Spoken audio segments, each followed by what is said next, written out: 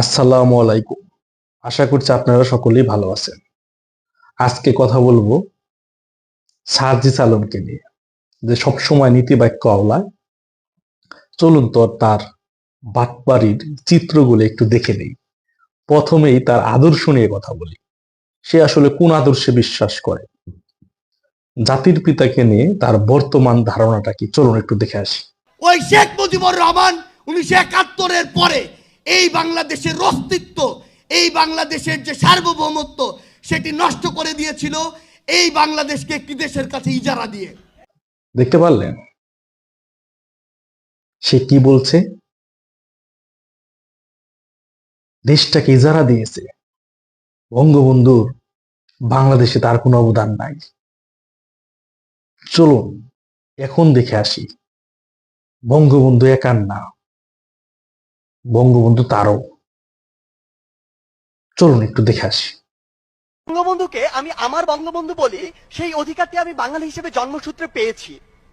বঙ্গবন্ধু কখন আমার হলো, একজন মানুষকে কখন আমার বলি, যখন সেই মানুষটির কথা এবং কাজ ধীরে ধীরে আমার কাছে অনুসরণীয় অনুকরণীয় হয়ে ওঠে, যখন যে মানুষটি আমার কাছে ধীরে ধীরে আদর্শ হয়ে ওঠে। কিভাবে বিভিন্ন গল্প, কথা এবং কাজের মাধ্যমে বঙ্গবন্ধু ধীরে ধীরে আমার বঙ্গবন্ধু হয়ে উঠলেন, সেই গল্পগুলো আজকে আপনাদের শোনাতে চাই। 1967 সালের কথা। বঙ্গবন্ধু তখন জেলে অন্তরীণ। বঙ্গবন্ধুর সাথে দেখা করতে গিয়েছেন তার পরিবার, সাথে ছিল 2 বছর বয়সের শেখ রাসেল। শেখ রাসেল বঙ্গবন্ধুকে বলল, বাবা বাড়ি চলো। বঙ্গবন্ধু বলল, তুমি তোমার মায়ের বাড়িতে যাও, আমি এখানে থাকি, আমাকে মাঝে মাঝে দেখতে এসো।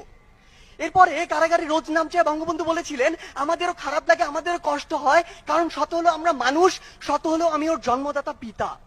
বঙ্গমাতা একবার আফসোস করে বলেছিলেন, মানুষটাকে আর কত অত্যাচার করবে, জেল থেকে বের করে জেল গেটে এনে আবার অন্য একটি মামলায় জেলে ভরে দেওয়া হয়।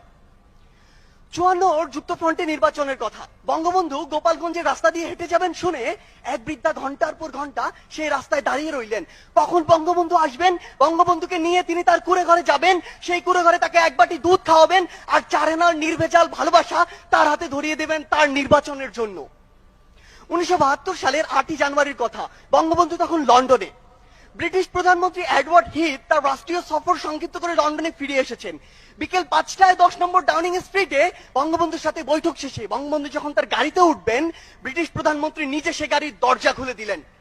প্রথার বিরুদ্ধে তিনি কেন এই কাজ করলেন, সাংবাদিকদের প্রশ্নে তিনি উত্তরে বলেছিলেন, আমি জানি আমি কাকে সম্মান জানিয়েছি, আমি জানি কাকে কতটুকু সম্মান জানাতে হয়। তিনি কোনো সাধারণ মানুষ নন, তিনি একটি জাতিকে মুক্তিদাতা, এক মহান বীর। তাকে সম্মান জানাতে পেরে বরং আমরা সম্মানিত। একবার ভাবুন তো, যে ব্রিটিশরা আমাদের 200 বছর শাসন ও শোষণ করেছে, সেই ব্রিটিশ প্রধানমন্ত্রী যখন আমার নেতাকে নিয়ে এই সৌজন্যতা দেখায়, এই কথা বলে, তখন আমার বুকটা কতটা প্রশস্ত। দেখলেন বাটপার কত প্রকার ও কি কি। সেইখানে বঙ্গবন্ধুকে নিয়ে সে তার আদর্শ, নীতি আদর্শ কি কথা বললো, আর প্রথম ভিডিওতে কি কথা বললো। এই কারণে সৈয়দ আশরাফ একটা কথা বলেছিল, ছাত্রলীগে যেমন বীর সেনানীর জন্ম হয়, তেমনি মীর জাফরেরও জন্ম হয়। এটা কোন লেভেলের মীর জাফর এবং কোন লেভেলের চাটকার, তা তো আপনি একটু দেখতে পারলেন। হ্যাঁ, চলুন তার আরেকটা আদর্শিক ভিডিও দেখে আসি। চলুন। সম্মান জানাতে বঙ্গবন্ধুর সাথে বৈঠকে বসেছিলেন। বৈঠক শেষে যখন বঙ্গবন্ধু তার গাড়িতে উঠবেন, তখন ব্রিটিশ প্রধানমন্ত্রী নিজে সেই গাড়ির দরজা খুলে দাঁড়িয়েছিলেন। এই ঘটনার পর পুরো পৃথিবীতে শোরগোল পড়ে গিয়েছিল। পুরো পৃথিবীর মিডিয়া এক হয়ে যখন এডওয়ার্ড হিথকে জিজ্ঞাসা করেছিলেন তিনি সকল প্রথা রীতিনীতি ভেঙে এই কাজ কেন করলেন, তিনি উত্তরে বলেছিলেন, আমি জানি আমি কাকে সম্মান জানিয়েছি, আমি জানি কাকে কতটুকু সম্মান জানাতে হয়। তিনি কোনো সাধারণ মানুষ নন, তিনি একটি জাতিকে মুক্তিদাতা, এক মহান বীর। তাকে সম্মান জানাতে পেরে বরং আমরাই সম্মানিত। আজ সেই বঙ্গবন্ধুর জন্ম শতবার্ষিকী মার্চ মাস, যে মার্চ মাসের 7 তারিখে 1971 সালে তার একটি তর্জনীর হুঙ্কারে পুরো 7.5 কোটি বাঙালি ঝাঁপিয়ে পড়েছিল যুদ্ধে। যুদ্ধ শেষে ছিনিয়ে এনেছিল স্বাধীন দেশের স্বাধীন পতাকা। অনেকে বঙ্গবন্ধুর সেই ভাষণকে আব্রাহাম লিঙ্কনের গেটিসবার্গের ভাষণের সাথে তুলনা করে থাকেন, কিন্তু আমি কখনো সেই তুলনা করিনি।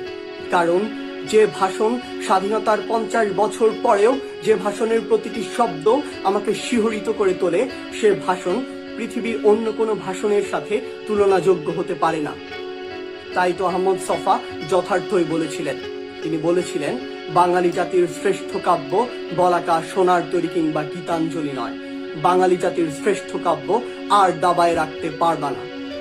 যে মানুষটি জীবন ও যৌবনের 14 বছর জেলে কাটিয়ে দিয়েছেন শুধুমাত্র এই বাঙালি জাতির মুক্তির জন্য, সেই মানুষটির বুকে শরীরে 18টি গুলি করে ঝাঁঝরা করে তার প্রতিদান আমরা দিয়েছি।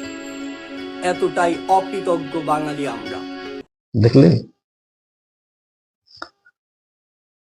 বঙ্গবন্ধুকে নিয়ে তার কি ধারণা, আর শুরুতে তিনি কি বলেছেন। যাই হোক, শুধু আদর্শ নিয়ে কথা বলছে, আপনারা বোর হয়ে যাচ্ছেন। চলুন এখন তার একটু প্রেম বিরহ বিয়ে নিয়ে কথা বলি। শুরুতেই আগে তো বিয়ে যাওয়া যায় না, আগে তো প্রেম নিয়ে কথা বলতে হবে, তাই না? শুরুতেই প্রেম নিয়ে নীতিবাক্যগুলো একটু শুনে নেই, চলো। রেসপেক্টের জায়গাটুকু থাকা উচিত, অ্যান্ড বোথ সাইডের মধ্যে যে প্রাইভেসির জায়গা সেটি থাকা উচিত। বর্তমানে যেই ব্যাপারগুলো একটু ট্রেন্ড হয়ে দাঁড়িয়েছে, কোনো কিছু একটা সম্পর্কে জড়ানো, আবার চাইলে আলাদা হয়ে যাওয়া, ইমোশনাল অ্যাটাচমেন্টের জায়গাগুলো কমে যাওয়া, এই জায়গাগুলোতে আমার মনে হয় যে আসলে আমি এরকম কিছু প্রত্যাশা করি না। শুনতে পারলেন? রেসপেক্ট থাকতে হইব, কি কি করতে হইব সব বললো। এখন পরের চিত্রটা একটু দেখ। তার লেগে সবকিছু করছি, পারি না আমার জীবনটা তার লেগে আমি দিই।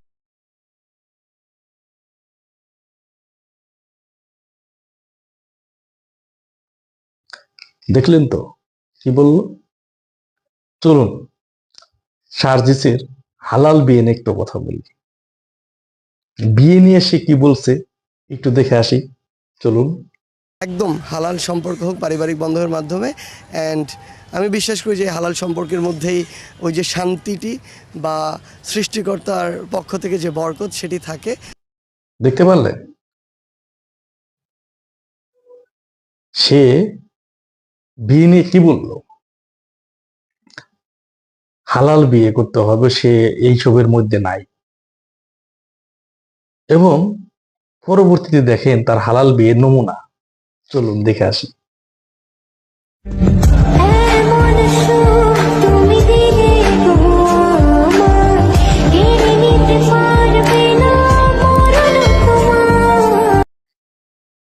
দেখলেন সার্জিস আলমের হালাল বিয়ে? বিয়ে হয়ে গেছে, এই দেখেন বিয়ের ছবিটাও।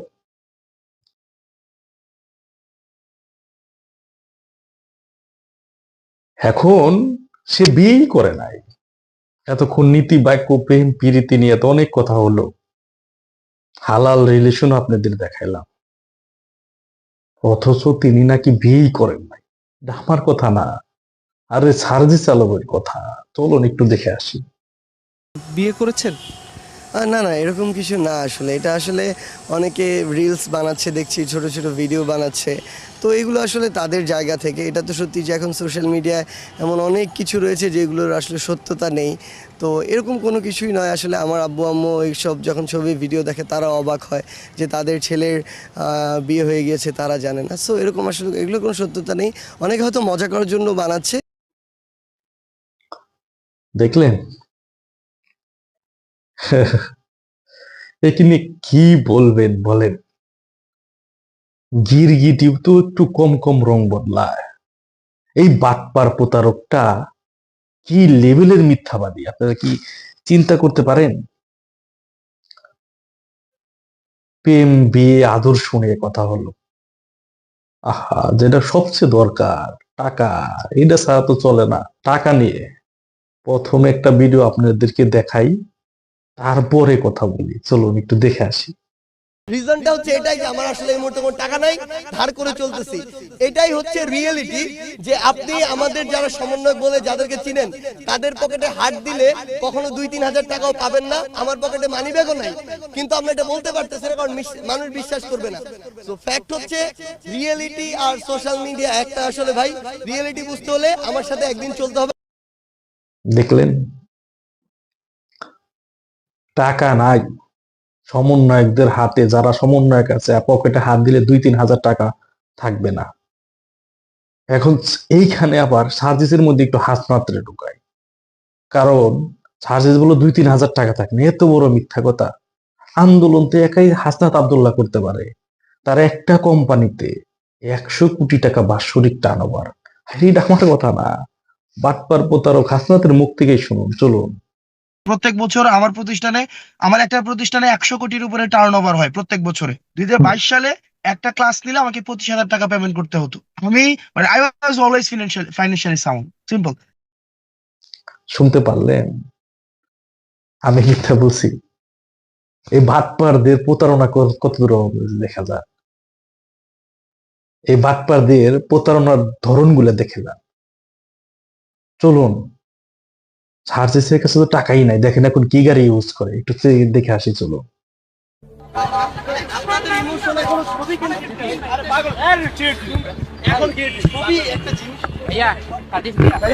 শত কোটি টাকা বাৎসরিক টার্ন ওভার একটা কোম্পানিতে, হাসনাত আব্দুল্লাহ। আবার সার্জিসের টাকাই নাই, মানি ব্যাগই নেয় না, সে চলে কোটি টাকার গাড়িতে, তার বাবা চলে আরো দামি গাড়িতে। এই হলাম এই বাটপারদের প্রতারণা। সে কখন কি বলছে সেটা কি একটু দেখেছেন? এবং এই বাটপার গুলা সুকৌশলে বাংলাদেশে দাঙ্গা লাগানোর চেষ্টা করছিল। বিশ্বাস হচ্ছে না তো? চলুন এই বাটপার সার্জিসের দাঙ্গা লাগানোর প্রচেষ্টা একটু দেখে আসি। হিন্দু ধর্মাবলম্বী ভাই বোনদের উদ্দেশ্যে আপনাদের যে একটি ভোট, একটি মার্কার জন্য ফিক্স করে রেখেছে। আজকের পর থেকে কোন মানুষকে দাড়ি টুপি দেখে বিশ্বাস বাজাজ করা যাবে না। সে বলছে হিন্দুরা একটা মার্কার জন্য ভোট ফিক্সড করে রেখেছে, তার তো তাদের উপর হামলা হচ্ছে। তার মানে হিন্দু পরিবারের উপরে যে হামলা হয়েছে তার দায়ভার সার্জিস স্বীকার করলো। এবং টুপি দাড়ি দেখেই মুসলিমদের বিশ্বাস করা যাবে না, তার মানে দুই পক্ষেই কথা বলে সে একটা দাঙ্গা লাগানোর চেষ্টা করছিল। বাংলাদেশটাকে একটা সিরিয়া আফগানিস্তান বানানোর চেষ্টা করতেছিল এই সার্জিস, এখনো চালিয়ে যাচ্ছে। কিন্তু বাঙালি কিন্তু বুঝে গেছে, এদের আর বিশ্বাস করছে না, এরা যে প্রতারক বাটপার এটা বাঙালি বুঝে গেছে। দেখতে পারলেন সে কি বলল? এর পরেও কি বলবেন?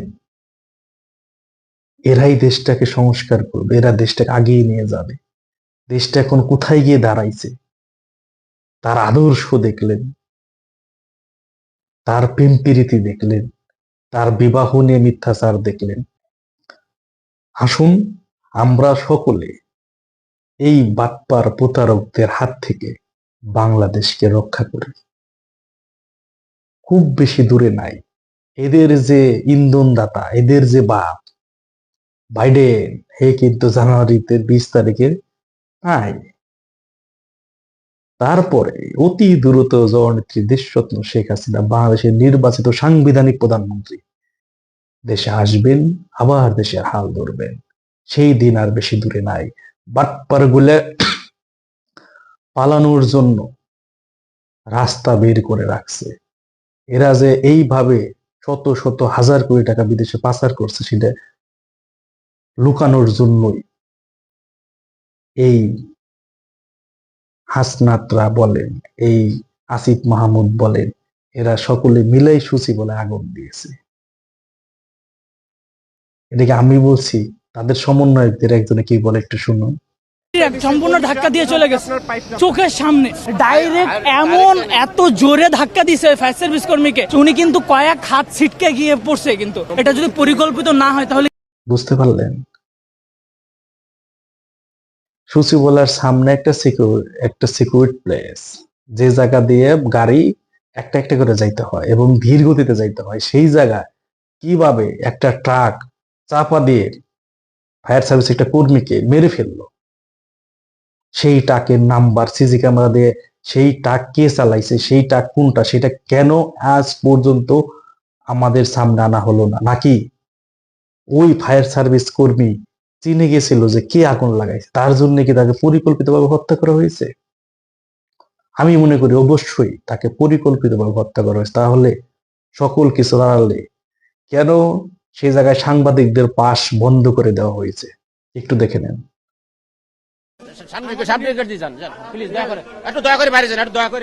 শুনেন আমি বলতেছি যে ভাই আমাদের তো পিআইডি পাস আছে আজকে তো আপনি দেখতেছেন কি সিচুয়েশন আজকে যারা না আমাদের কথা হলো যে আপনার সাথে একটু কথা বলতে পারি, আমরা লাইভে আছি, আমরা তো ঢুকি নাই সামনে গেট দিয়ে যাইতে হবে আপনাদের। না, সামনে সব গেট বন্ধ।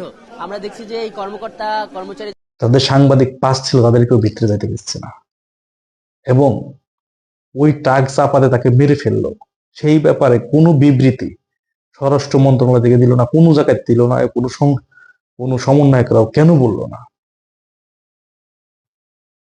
এই সম্পূর্ণটা করেছে এই সার্জিস হাসনাতরা। ওই যার একটা আছে না, আসিফ মাহমুদ, আরেক বাটপার, এরা সকলেই। আরেক সমন্বয়ক দেখছেন না কিভাবে মেট্রো রেলে পুলিশ মারছে, স্বীকার করছেন আগুন দেওয়ার। ওরই ইন্ধনেই এটা হয়েছে, কারণ ওরা তো জানে কিভাবে আগুন দিতে হবে। বাটপারদের প্রতারণার চিত্র, সার্জিস সহ সমন্বয়কদের যে বাটপারি চিত্র কিছুটা বললাম, এইরকম ধারাবাহিকভাবে আপনাদের সামনে উপস্থাপন করবে ইনশাল্লাহ। আজ এ পর্যন্তই। আপনারা সকলেই ভালো থাকুন, সুস্থ থাকুন। আল্লাহ হাফেজ। আসসালামু আলাইকুম। জয় বাংলা, জয় বঙ্গবন্ধু।